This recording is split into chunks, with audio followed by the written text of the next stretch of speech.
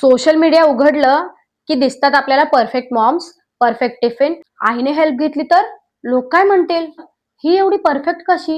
ही एवढी काम कशी? ही एवढी ऑर्गनाइज कशी? तर सांभाळलं तर गिल्ट, स्वतःसाठी काही केलं तर गिल्ट. ज्याला काहीच फरक पडत नाही त्याला गिल्ट पण वाटत नाही. आई जिंकली तरी गिल्ट, आई थकली तरी गिल्ट. काम केलं तर गिल्ट, काम नाही केलं तर गिल्ट. इंडिपेंडेंट आहे तर गिल्ट आणि घरात बसलेली आहे तरी पण गिल्ट. आज आपण बोलणार आहोत त्या भावनेबद्दल जी प्रत्येक आईच्या मनात असते पण ती मोठ्याने बोलली जात नाही, आणि ते म्हणजे गिल्ट. खरंच घर शांत झालं तर आईचं मन शांत होतं का? की दुनियाभरचे विचार डोक्यात येतात? खरंच मूल झोपलं की आई रिलॅक्स होते का? की उलट मुलं झोपल्यानंतर आईच्या डोक्यात सुरू होतं विचारांचं महायुद्ध? आज मी जास्त ओरडले का? आज मी माझ्या बाळासोबत पुरेसा वेळ घालवला तर आहे ना? आज मी स्वतःसाठी 1 तास घेतला तर मी चुकीची आहे का? आज आपण बोलणार आहोत मनातल्या गोष्टी भाग 2 मध्ये आईच्या गिल्ट बद्दल. त्या गिल्ट बद्दल जी ती कोणाला पार्ट 1 मध्ये आहे गिल्ट कधी सुरू होतं. तर डिलिव्हरीच्या पहिल्या दिवसापासून, पहिल्या मिनिटापासून गिल्ट सुरू होतं. मला पुरेसं दूध येतंय ना? माझ्या बाळाचं पोट भरतंय ना? मी योग्य करते ना? मी माझ्या बाळाला नीट सांभाळते ना? हा डायपर योग्य आहे ना? की या डायपरने रॅश होतील, रॅश क्रीम लावावी की नाही? असे असंख्य प्रश्न आणि असंख्य गिल्ट आपल्या मनात सुरू होतात.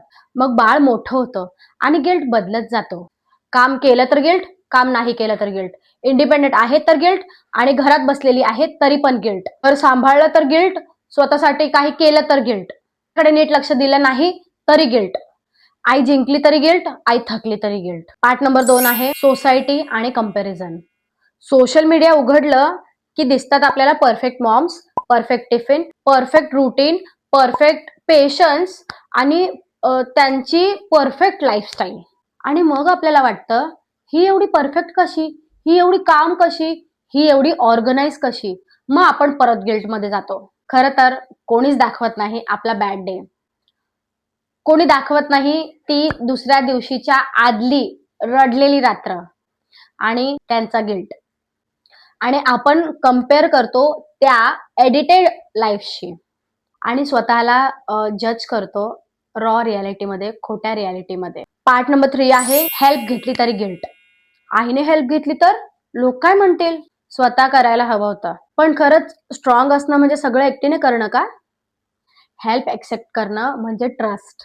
मदत घेणं म्हणजे आपण आपल्या लोकांवर विश्वास करतोय आणि आपण आपल्या मुलाला शिकवतोय फॅमिली म्हणजे टीम आहे. पार्ट नंबर 4 मध्ये आहे ओरडलं तर गिल्ट. कधी कधी आपण थकतो, आवाज चढतो आणि मग रात्री झोपताना ती सगळी गोष्ट आपल्याला रात्री झोपताना रिप्ले होते. अरे, आपण आपल्या बाळाला उगाच ओरडलो का? आपला आवाज जरा जास्त चढला होता का? तो घाबरला असेल, असं नको बोलायला हवं होतं. पण खरं सांगू का?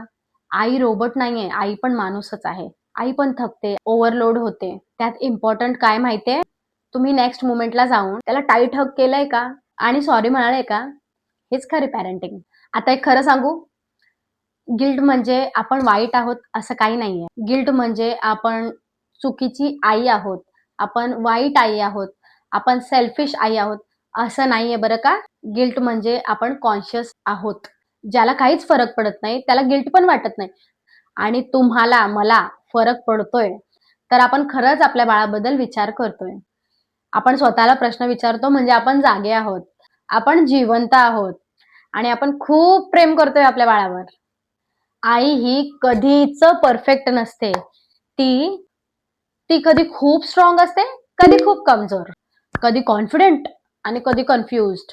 पण एक गोष्ट कायम लक्षात ठेवा, ती प्रेम पूर्ण मनाने करते. म्हणूनच पुढच्या वेळेस जर गिल्ट आला ना तर सेल्फ अवेअरनेस समजा आणि एज्युकेशन समजा त्याला. पनिशमेंट नाही. स्वतःला शिक्षा करून घेऊ नका. तुम्ही कमी नाहीये.